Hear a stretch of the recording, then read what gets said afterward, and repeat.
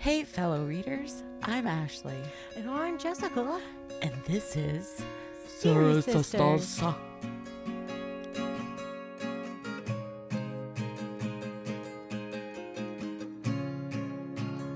Howdy. Hey. How are things? Sorry. Excuse me. Good. Getting over being sick. I see that. How are you? What's up? Nothing. That's cool. I've been, You had something to talk about. yeah, I've been thinking a lot about the book. Okay.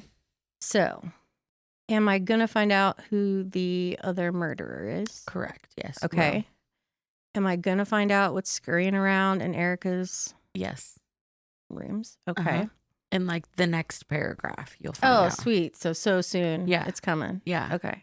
Okay. Perfect. I also wanted to say, so we have this episode Yeah. and we have one more, Correct. and that's the end. That's the of end. We this. finally did it. And I'll be happy. About some things. Okay. I mean, I guess it's the first book, so not everything's going to be Right. solved. Almost everything gets solved. But it does leave you with a couple of questions. Okay. That's fair. Okay. I will say next episode we have some updates that we'll talk about. Oh, yes. I forgot what she was talking about. Yeah. It's fine. I'm doing stuff without you. It's whatever, man. It sounds great. The updates are great. Okay. Are you nervous? No, I'm just She's really what do you call high. that? Grabbing your hair. And I'm kinda not twirling stroking it. I'm just stroking pulling it. on it. You don't usually do that. I know. Okay. I'm very aware of my hair today. I feel like I'm in a wig. You know, you ever Is it have those PMS days? time? Yes. Oh, okay. Yes, it is. I have those days, but usually I'm very aware of my skin. Yes. Like it's just too If tight. it's too tight, it's too small. Yeah. I feel like I'm in a sausage casing, and it's gross. just gross. That's how I feel. Yeah. Yep. Okay. Yep. I'm glad I'm not by myself on that I one. feel like that episode of Invader Zim where they all turn into sausages. Yeah. Yep. Yeah, I It's remember a little that. bloaty boy. Mm-hmm. Yeah. So I wanted to find out more about Victor eating those mice. Oh, you Googled? So I Googled to see if it was a thing. Mm-hmm. So for normal people, no. He's not normal. He's anything Well, I know. but. He has exquisite taste. Even fancy people. What I mean is, according to normal Google Uh-huh. and not like the dark web shit, Right. it's not a thing.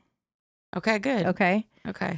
In a lot of Asian cultures. What about in 2005? Was it a thing? I feel like that would have came up. If it had ever been a thing. Yeah. Yeah. Okay. But no, a lot of Asian cultures, there are like live seafoods. Okay. So there's, I'm not even going to try to say these words, but like live octopus that the tentacles are cut, so it still squirms when you eat it. Okay. I don't want my food squirming. Live inside of shrimp me. is Ew, a thing. But don't they look at you? I think their heads are cut off. They're young shrimp peeled and served live. Ooh.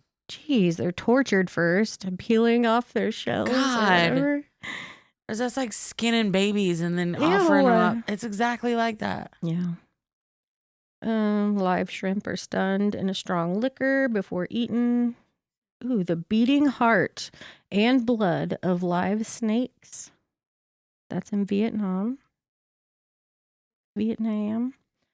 Live frogs. So it's really not that far off the mark, is what you're saying. Legally, those are things. Allowed. Okay. There might be illegal Illegal little rat things babies. happening. Yeah. But Okay. legally, you can't do that. Boil some baby rats at the dinner table. Yeah. Okay. I Gross. Like that. Okay, Man. but I'm ready. I'm ready to hear You ready? some shit. Yeah. You're so ready. Okay. I'm so ready to go. Yeah. So where'd we leave off? Okay, here we go. Carson and Duke were becoming friends. Ish. Okay. Yes. They were getting to whatever. Acquainted. Acquainted. Roy somebody's been leaving him some body parts and a whole Candace in his an fridge. entire Candace, yes. So he's like, what's happening? Erica, her mystery Dr. Mouse, left a scalpel in her bathroom while she was showering. I don't know if it wants her to kill herself or what. Is that what that's for, do you think? You can't answer. I know. Who else? Randall 6. He was escaping the hospital. He was almost out the doors, I think. He was by the stairs or something. He was by the trying to choose which way to go. Yes, okay. Trying to choose, I think, either an elevator or the stairs. Yeah. Victor's eating baby mice. He got another call from the mystery killer. I think that's it. Mm-hmm. I think so. Okay, you ready to find some shit out? All right. We're starting with Erica. Okay. So Erica took her dinner alone in the master bedroom. While she ate, she just stared at the scalpel. It lay across her bread plate as if it were a butter knife, and she's just looking at it like, what the fuck? Where did this come from? Mm-hmm. She didn't know how it was related to the rat-like noises, but she knew that they had to be connected. As if triggered by her thoughts, the TV randomly switches on, but the remote is across the room on Victor's nightstand. So that's been happening to me. Ooh, spooky time. But something's wrong with the TV. Maybe someone else's remote is like... I mean, maybe. It happened to me in the garage. Someone else's garage opener must have been like... Oh. Yeah, that happens. Yeah, because I'm sitting... I did the thing where I spoke because it's like, who's there? But I didn't say who's there. I said, I'm in here. I was sitting in there. Enjoying the outside. And I was like, I'm in here. I thought it was Josh, but he was like, what's wrong with you? It wasn't. No, ours just like, I'll turn it off for bed, whatever, we're going to sleep. It comes back on. And it goes to, a lot of times, Bob the Builder's on. Oh, it's like yeah. Normal TV or, I don't know. It's not like my home where you can pick your app. It's on a channel. And then I turn it off and it comes back on. So I have to like get out of bed and unplug the TV so it quits doing that. But go ahead. Ooh, what if it turned on after you unplugged it? Would you move? I wouldn't move. Good. I don't feel threatened. It's just turning the TV Maybe on. He wants me to watch Bob the Builder. As long as it keeps it on the volume low, you know. Yeah, that's true. I get real mad then. Okay. So her TV came on. Her TV came on, and Erica... Okay, you don't find out right away. Oh my I'm gosh, sorry. you're a liar. It's a different Erica time. Sorry, I forgot where we started. Anyway, Erica looks up as a screen comes alive, and whatever it was that turned it on selects a dead channel, so it's just the staticky. Sensing that something bizarre and significant was about to happen, she rises to her feet and leaves her food, and she walks over to the TV like, what is going on? And then a voice comes out of the static and says, kill him. Shove the scalpel into his eye and kill him. She asks, who are you? And he just says, kill him. Thrust it deep and twist. Oh. Kill him. She asks, kill who? And then on the screen, out of the snow, the pale face of Victor takes form. And again, the voice instructs her to kill him. I like this voice. Erica's like, well, her and the voice kind of argue. Erica says, he made me. And the voice says, to use. She says, I can't. And the voice assures her that she's strong. And you could do it. Yeah. And it says, evil, he's evil. You have to kill him. She knows that because of whatever Victor has programmed inside of them, if she ever picked up a weapon with the intention of using it against Victor, the device in her brain would recognize her intent and it would cause her to go into a state of paralysis. And only Victor can pull her out of that. And afterward, if he allowed her to live, he would surely make her life a living hell. So she, instead of listening to the voice, she just picks up the remote and turns the TV off. I have a question. Yes. Can she, I don't know, just for example, hire a contract killer to kill him? I don't think so. If she ever has the intent, like starts to think about it, that whatever device is in there will be like, nope, this bitch is thinking about killing him. That's not fair. It's not fair. All right. Since things are happening quicker now, we will be jumping from people a little faster. That's fine. So be on your fucking toes. Hold on, I'm ready. I just I'm okay. You good? Yeah. You sure? Yeah, I'm good now. Okay. Going to Roy. Roy's freaking out. Mm-hmm. And he gets his guns from their cases in preparation for the copycat's next visit. How many guns does he have? Too many. He is hiding a weapon in every area of his house. Okay. He puts one in the bread box. He's about to shut the lid, and he turns around, and there's a stranger standing in the kitchen with him. A red-faced, boiled-looking guy with mean blue eyes. Does that sound familiar? Hold on. Sounds like one of the detectives, right? Because didn't you describe him as red-faced? Okay. I nodded. He didn't see me.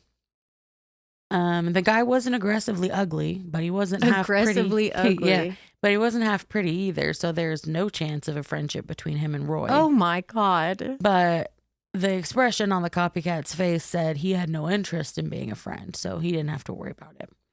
But Roy did notice that the intruder, yes, raise your hand,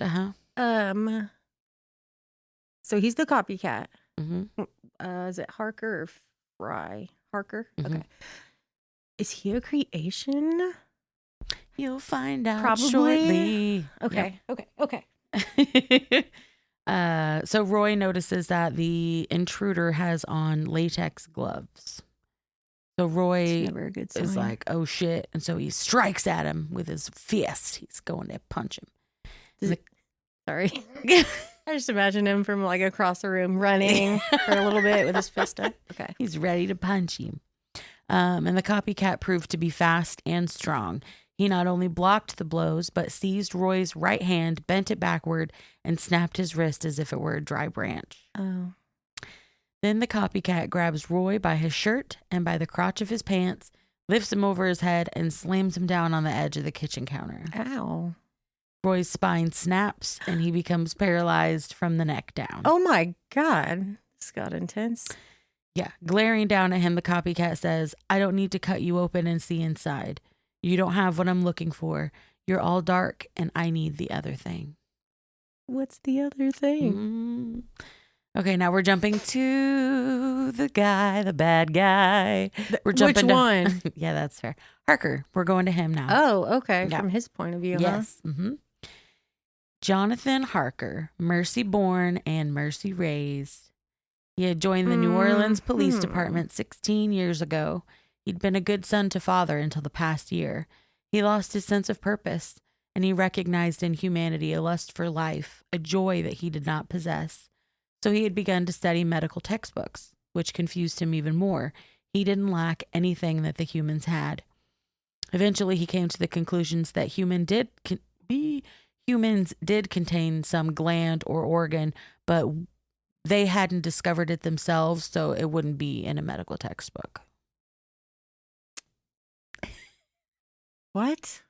So if humans hadn't figured out that they have this gland for happiness, then it wouldn't be in any of the medical textbooks. Okay. So he's like, well, maybe they do have something, but they themselves haven't figured it out. So how would I know about it either? So I need to keep cutting people open to find it. I feel like enough humans have cut enough humans open. I agree. I mean, he's clearly incorrect. See. Okay. Yes. When a serial killer appeared on the scene, Jonathan saw an opportunity. He could pursue his own dissections and blame them on the killer. He'd used chloroform on the first subject on purpose so that it would look like it was Roy. Mm-hmm. So Jonathan had an eerie, intuitive understanding of the killer's psychology and sensed that the killer was on a similar quest. For this reason, he found his way to Roy in time to watch her kill Candace. He was likely to let Roy carry on indefinitely, if not for the fact that his circumstances had changed.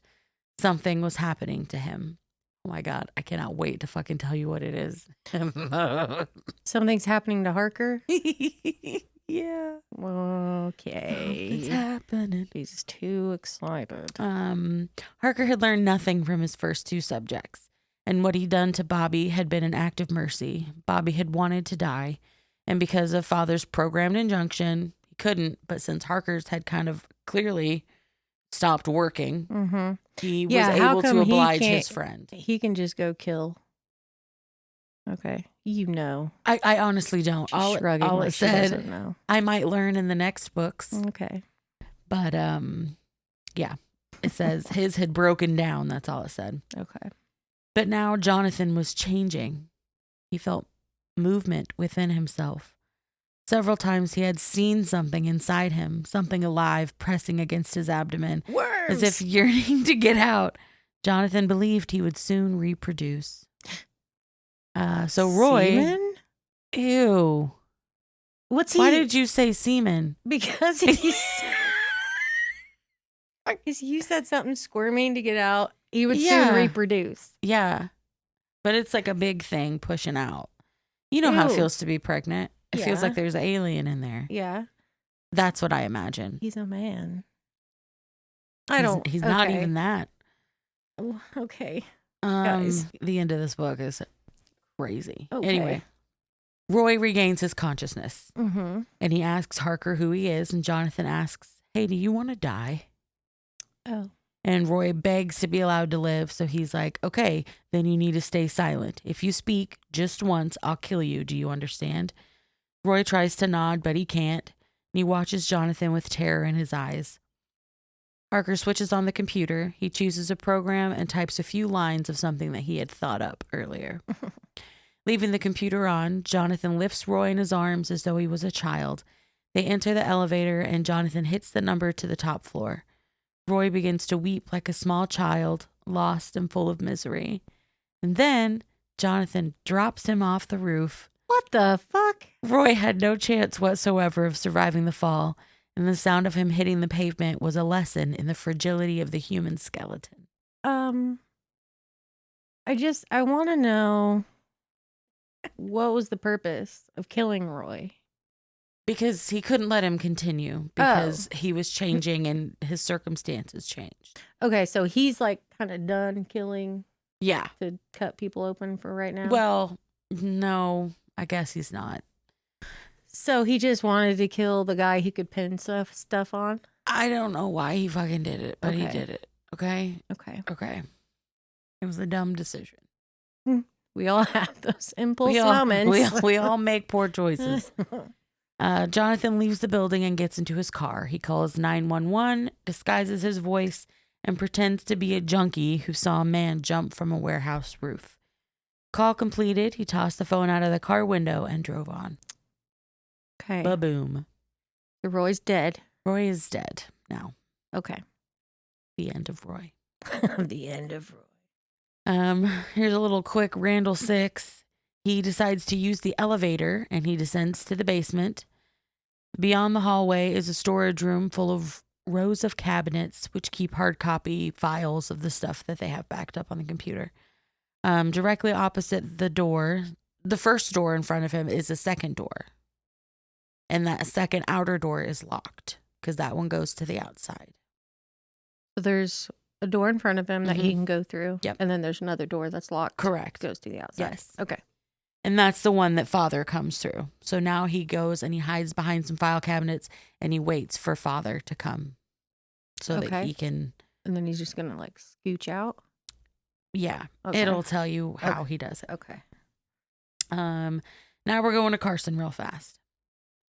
Carson drove to the office after leaving the theater and she looks up Victor on the internet to try to see what the fuck's going on. And at first she finds a lot of information, but every time she tries to click on something or dig a little deeper into what it is, all the details weren't there. So like, for example, Erica, he went away, he came back with a wife, but every time she tried to figure out where she came from, there's absolutely no information. Okay. A cop yells at her, hey, they got him. They got the surgeon. He took a header off a building. So Carson's like, oh shit, I need to get there. So she gets to the crime scene and she's surprised that neither Harker nor Fry are there. But Kathy, the psychiatrist, was there. She wanted to see if her psychological profile matched up with him. She was currently watching the CSI. Is it the crime scene? What? The movie? No. The unit? Yeah. Crime Scene Investigation Unit? Yeah, CSI. Well, what she called it, CSI. That was okay. Okay.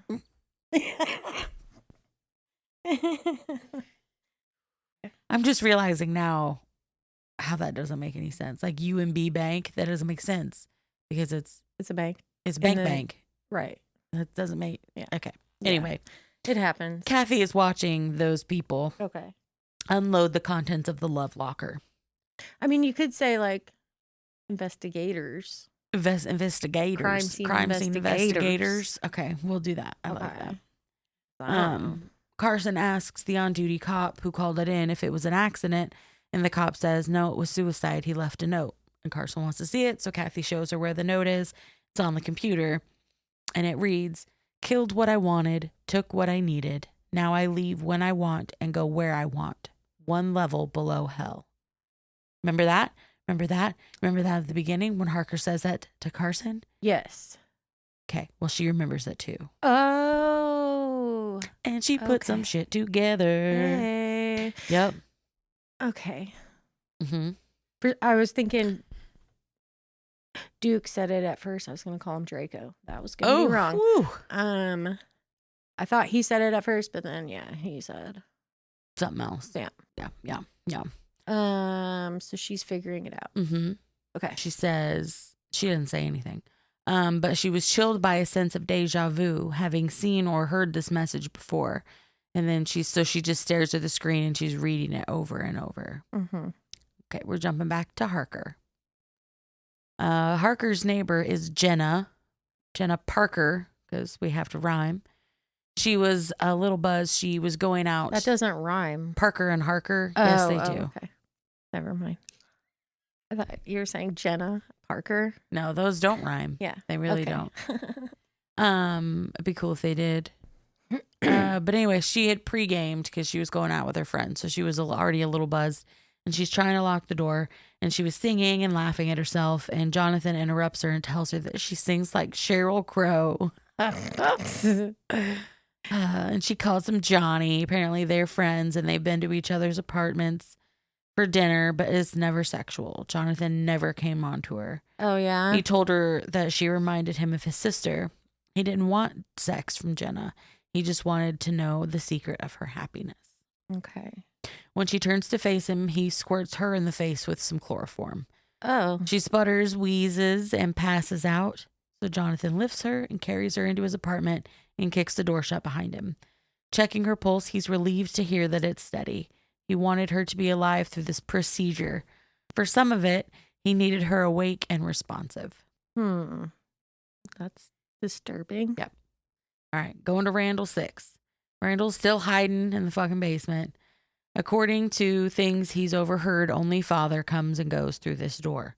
After a moment, he hears someone unlocking the keypad, and from his research, he learned that telephone security systems, electric locks, blah, blah, blah, have universal key tones.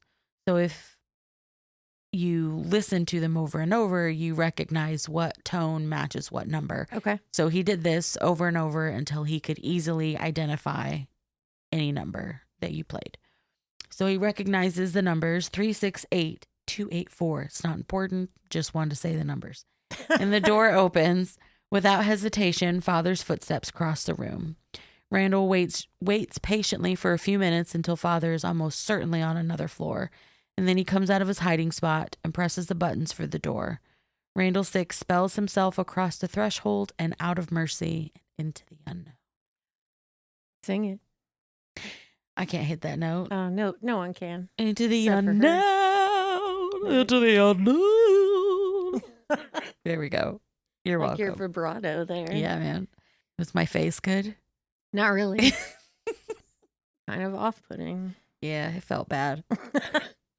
Oh, okay. Now you get to find out. Okay, finally. Erica is wandering around the house looking at Victor's collection of antiques. Mm-hmm. He has said that some members of the old race excelled at creating things of beauty because they were inspired by anguish, by their deep sense of loss, by their search for meaning. New men and new women would not need beauty because they would have power, and those who felt powerless created art. Beauty was their substitute for the power they could not attain. Okay, psycho. Yeah. Okay. Lost in her thoughts and mesmerized by a specific painting, Erica was subconsciously aware of a scrabbling. The noise grew louder until at last it distracted her from the painting. She saw at once the source of the sound, like a like a 5-legged crab on some strange blind that mission. hand. A severed hand crawled across the antique Persian carpet.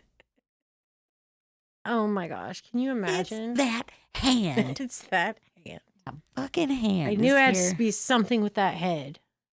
Yeah, that head's doing stuff. Can't make it telekinetic and you not think it's not gonna. If I saw a hand come out across the carpet at me, I feel like I would kick it. Yes, I would too. But she's also weird, and she knows that Victor creates weird shit. So at first she's like, "Ugh, it's a severed hand," but then she's like, "Well, no, it's like a nub. It didn't come off of anything. It was made that way." Rolling around, trying to live his life. Yep, doing his thing. All right, jumping to Carson. Her and Michael decide to go to Detective Fry's house, and Carson hollers for him, and he comes to the front door asking, "What do you assholes want?" Oh. He wore baggy pants with suspenders. His tank-style sweat-soaked undershirt revealed his unfortunate breasts so completely that Carson knew she'd have nightmares featuring them. Okay. You're welcome for leaving that paragraph in. Carson says, "What I need to know is when did you and Harker go to Bobby Allwine's apartment?" And he's like, "Are you listening? I was never there. Maybe you get off on torn out hearts and dripping guts, but I'm getting queasy. It's your case." So Michael and Carson are like, "What? How did Carson know about the razor blades?" So she thinks back over all of her encounters with Harker the past couple of days, and then she runs toward her car. Going to Harker now. Yes. Okay. So when she read that and said she had like a sense of deja vu, did she realize where she knew it? Or was it after talking to him? She was like, I think she realized, so she wants to make sure. Okay. So she's going to him, and then they will go to the funeral home and ask if that's who he saw. Okay. All right, Harker. Jonathan cuffs Jenna's wrists and ankles to the autopsy table in his bedroom. Each time she begins to wake, he would dribble 2 or 3 drops of chloroform under her upper lip. Not under it, because that would be in her fucking mouth. Above it, under her nose. I was trying to figure out the location of that. Just dribble it in. Harker then sets up an IV with a sedative in it. So to keep Jenna perfectly still during dissection, he must put her in a deep sedation. But when he wanted her awake to answer questions that he might have about what he found, he would stop the sedative. Okay. Because she might cry out and alert the other people in the building, Harker wadded up a rag and stuffed it in her mouth. He sealed her lips shut with duct tape. Dude, she could die like that. I know. Well, he's going to kill her anyway. Oh, yeah. Jenna's eyes fluttered open and widened with terror. Jonathan says, "I know that your kind can't turn off pain at will as we can, so I'll wake you as seldom as possible to get your explanation of what I find inside you." Then we jump back to Carson. Everything's like bouncing.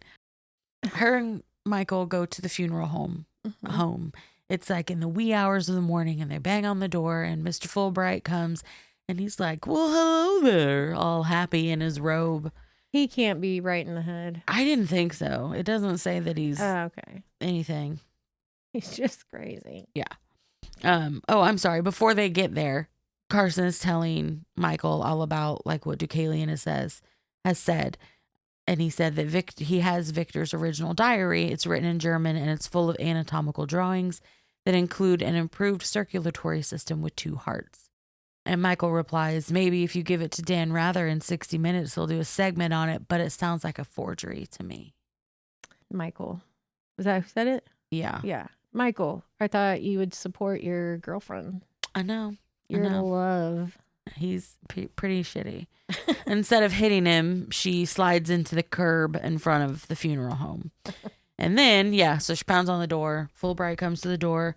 She asks if they woke him, and he says, "No, you didn't. I finished embalming a customer about an hour and a half ago." Why does he keep volunteering this information? I don't know. He's a weird dude.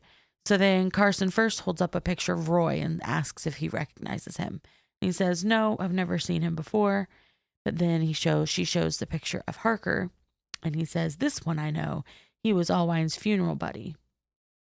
Okay. There you go. There it is. There it is. There it is. All right, going to Erica. The sight of the severed hand crawling across the drawing room carpet amazed even Erica. This must have been the thing moving through the bedroom. As if it were the hand of a blind man exploring the patterns on the carpet, the hand felt its way past furniture toward the double doors that separated the drawing room from the hall.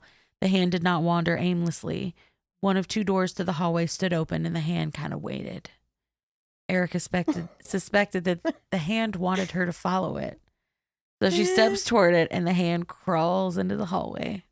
So now Erica's fucking following the hand.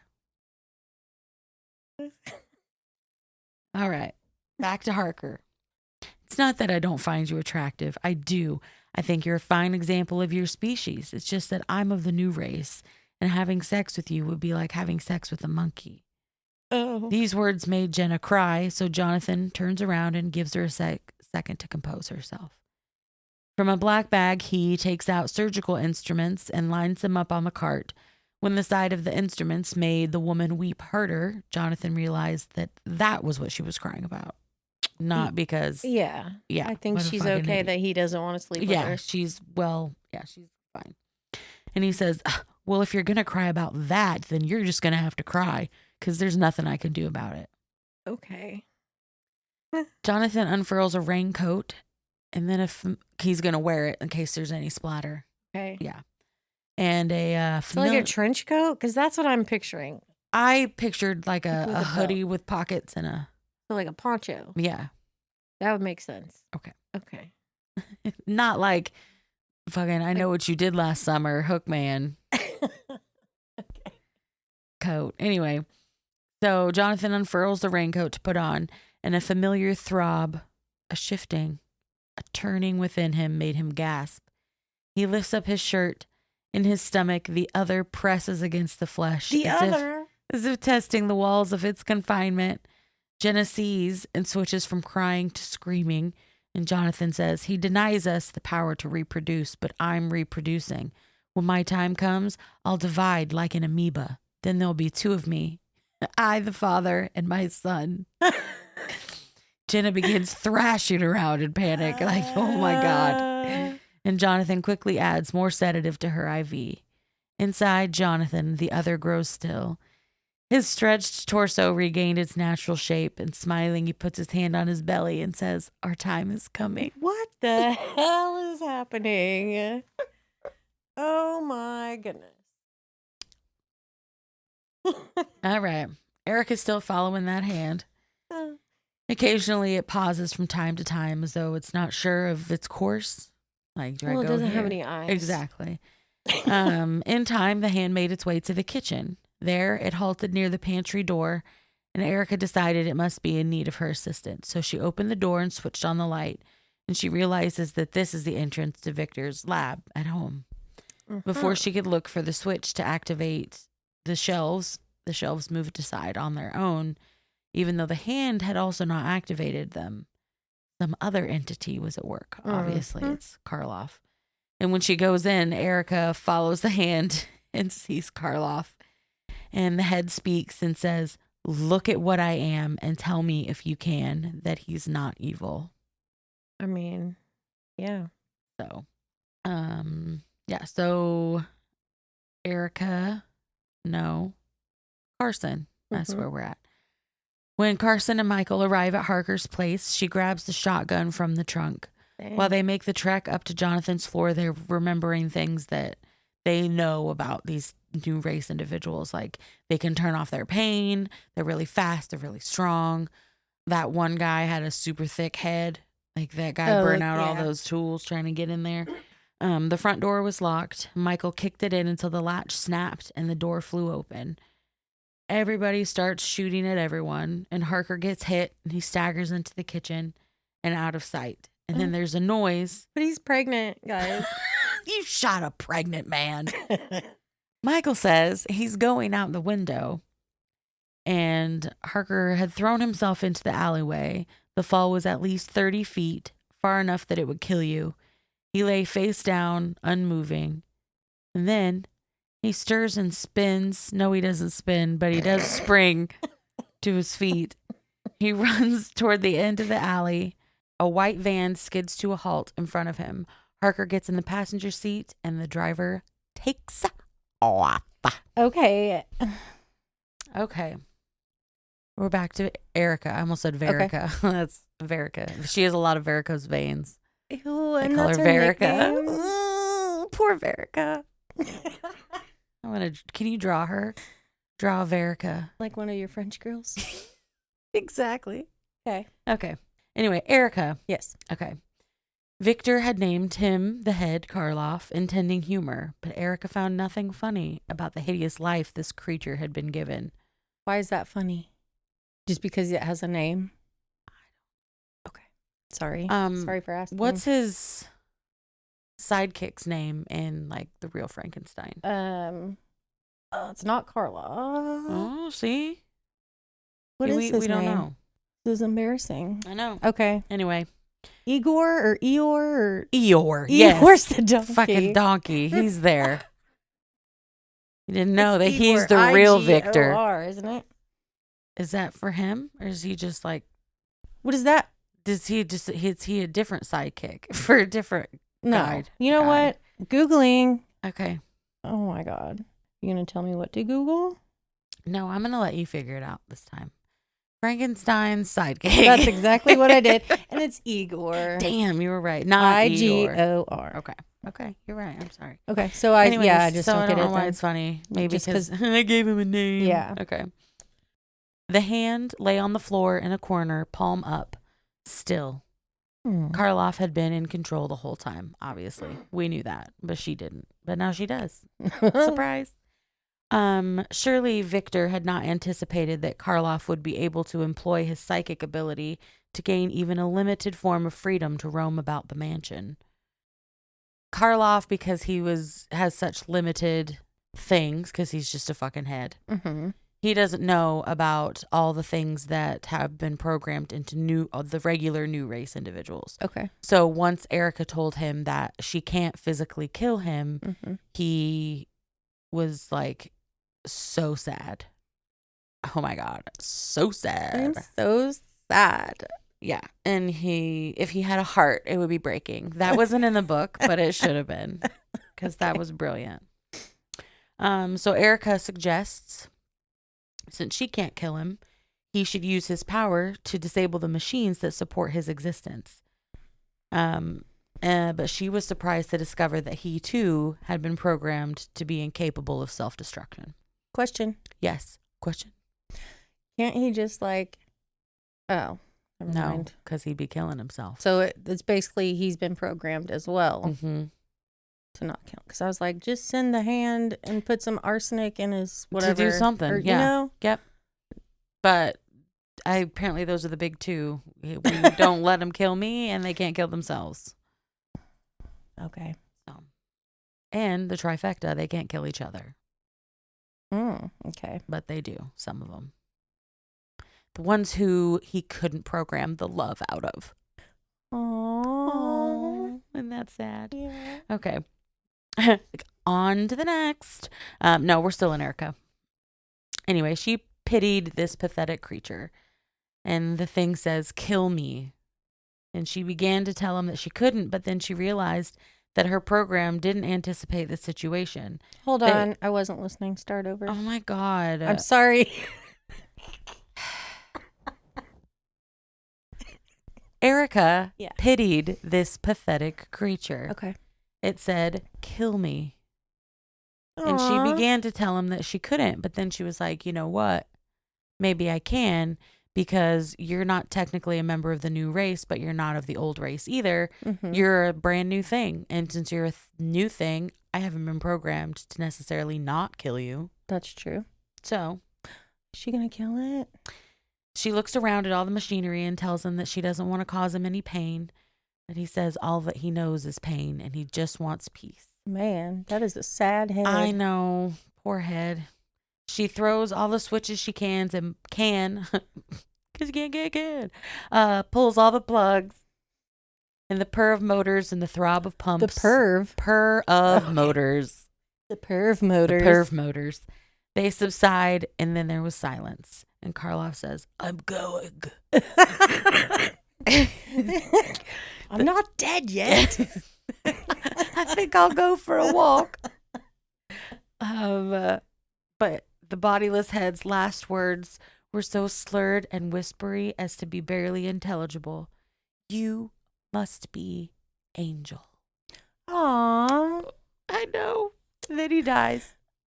I've never enjoyed, like, felt so much affection for a head before. I know, just a head. Yeah, right. Yeah. Would you still love me if I was just a head? Yes. Would it depend on if I was born that way or if I got in some horrible accident? Well, I feel like if you were born that way, I'd be totally used to it and I would learn to love you. Oh, that's great. Mm-hmm. But now, like, because I already love you, then yeah. You'd be like, yeah, she's just a head now. That's her thing. That's what she does. She's probably happy because she can just sit there and read all day. Yeah, but someone would have to turn the page. Or I could, like, get one of those cool blinky things. Yeah. Hmm. No, I guess his hand worked. In The Bone Collector, Denzel Washington. Watch it. It's got baby Denzel and baby Angelina Jolie. Baby. They're so young. And Queen Latifah's there. Yeah, she is there. She's great. Anyway. Yeah, he can move his finger. Yeah, he can move his finger. Anyway, we got off track. You don't even have one. No, I don't have anything. I'm just a head. Would you... Why are you laughing? I thought of paper dolls. Would you make me little dresses? Oh my God. Yes. Oh, perfect. Anyway, so she kills the head. So sorry. Okay. Bye, head. Bye, head. And she stands in silence for a while thinking. In time, she realized that Victor fucking can't find me here. I have to leave. So she studies the switches that she'd thrown and the plugs that she'd pulled, and she reinserts one of them, repositions the hand directly underneath the switches, and tightens the fingers around a plug to make it look like the hand did. Okay. Looked like he did it to himself. Correct. Okay, now we are going to Carson. Carson wades through all the gawkers and stows the shotgun back in her car, and Michael asks, how can he jump and run away after a 4-story faceplant? And how are we going to write up this report without landing in the psych ward? Kathy, the psychiatrist, was also there, and she wasn't at Harker's. She is now that it's a crime scene. Okay. This is later on. Okay, I'm just saying. I know. She's okay so far. Okay. We like Kathy. She's weird, but we like her. She was so surprised that it was Harker. Like, she was thinking a while back there was an incident where he had fired his gun, so he had to go through counseling. But he only completed like 2 of the 6 hours. And so she's like, I should have pushed him more. I knew something was off. I should have tried harder. She blames herself. But Carson had passed up the opportunity to tell Kathy the spooky story. So now she can't say, no, really, it was some weird guy and he wasn't even a human. It was not your fault. Do the other, like, police and stuff, do they know that there was 2 killers? Yes. Okay. Yes. Now they know? Yeah. Okay. Ooh, wow. Yes, I believe so. I mean, they do, because they found Roy and they found his freezer. But I don't know if they know that he had killed those men. Like, who did with what? their innards. Yeah, or if he just was cutting open Jenna. Oh, yeah, because he was in the middle of doing something. Slicing her. Okay. You really leaned into that. Slice. No, not that. Oh.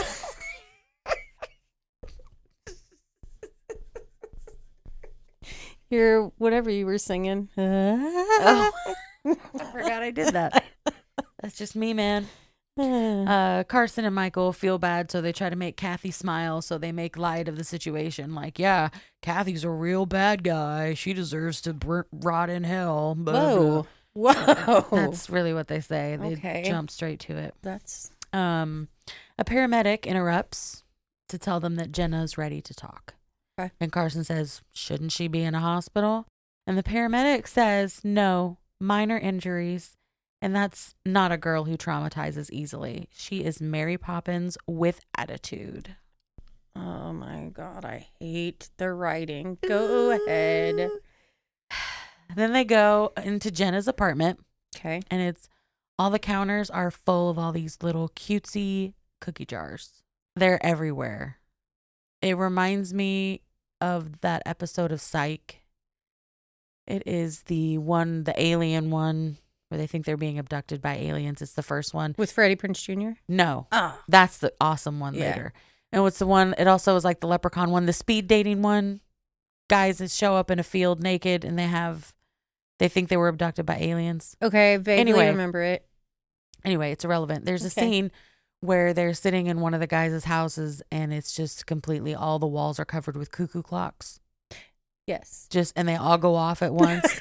And Sean says, "Were you late to your appointment by any chance?" And anyway, that's what I picture. Okay. With cookie jars.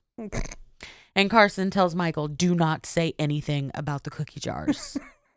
I know you want to say something." I would have a hard time not saying anything. Yeah, I would have to say something. Like, "Hey, got any cookies?" Jukes. Jenna is asked when she met Jonathan, and she says that she's been his neighbor for the last 11 months. She mentions that he was a sweetie. Ugh. And Michael asks, "Did you guys bone?" That's not what he says, but he boning? He boning bros? You boner buds? Ew. Ew. That just came out. I don't. But I just picture like anywho. 2 dudes with boners, like with their arms around each other. Never we mind. got these boners and we're buds. And we're buds. Double whammy. Anyway, what he really does is ask about any sort of relationship. Mm-hmm. And Jenna immediately was like, "No, we're just good friends. That's gross." Carson asks if she was awake during any point after she had been chloroformed, and she responds, "I think maybe he said that having sex with me would be like having sex with a monkey. He told me I was a pretty fine example of my species, which was nice, but he said he was one of the new race. Then Johnny said he wasn't allowed to reproduce, but he was doing it anyway, and then he was going to divide like an amoeba." Carson is like, "Jesus Christ, okay." This got weird. This got real weird, and she asked her what that meant, and Jenna says, "Well, he pulled up his t-shirt, and his belly was like a scene from Alien, all this squirming inside, so I'm pretty sure that was just the drugs, but they weren't the drugs, obviously. It was real." Yeah, so Carson and Michael exchange a look like, mm-hmm. And then Jenna adds, "He felt something was missing in his life. I told him happiness is always an option. You just have to choose it. But sometimes he couldn't. I told him he had to find his bliss. So I sure hope his bliss didn't turn out to be chopping people into pieces." Oh.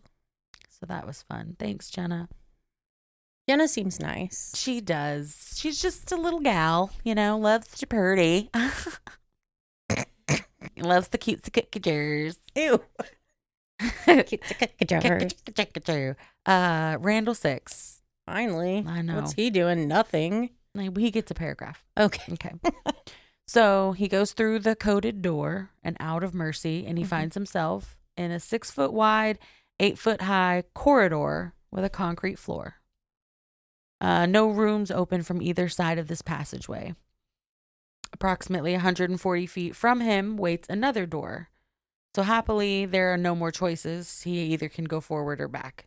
He has come too far to retreat, so he can only go forward. He opens the door with the numbers and enters a corridor. The corridor is actually a tunnel under the hospital grounds, and it connects to the parking garage in the neighboring building, which, of course, Victor owns. Okay. The tunnel floor is concrete as well, but it's just one single pour with no lines. In other words, it's one big empty box. Mm-hmm. The problem is that he can't cross 12 feet and reach that door in one single step. There's only one empty box, and the rules of crosswords are very simple. One letter, one box. So Randall stands there at the threshold of this new room, and he thinks, and then he begins to weep with frustration. Aww. And that's where we're going to end. What? Because shit's going to hit the fan. Okay. I have so much to unpack here.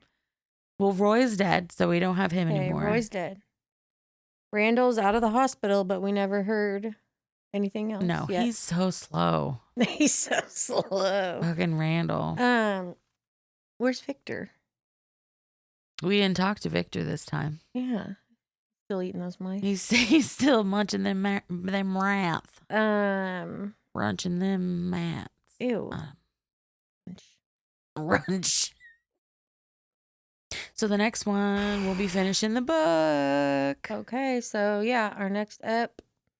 Sorry if this one wasn't cool, guys. It was. There was just a lot. I blacked out, on. kind of. I blacked out. You blacked out? I got muscle memory of reading my notes and explaining the book that like I feel like it just took 10 minutes. Oh.